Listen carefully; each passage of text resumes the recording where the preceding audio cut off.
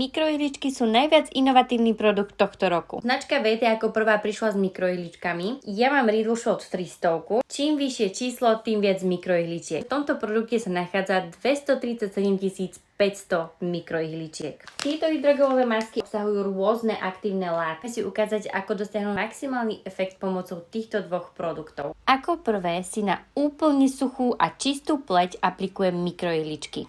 Sú extrémne malé a na pleti vytvárajú kanáliky, cez ktoré sa dostanú aktívne látky hlbšie do pleti. Následne treba zapracovať túto esenciu do pokožky a nezaknite sa, lebo budete cítiť jemné pýchanie ihličiek. Teraz je treba si nechať tento produkt úplne vstrebať do pleti. Maska má dve časti, jedna je na bradu a druhá je na čelo a nos. Túto masku si môžete nechať pôsobiť 20 až 40 minút, alebo s ňou pôjdete spať a dáte si ju dole až ráno.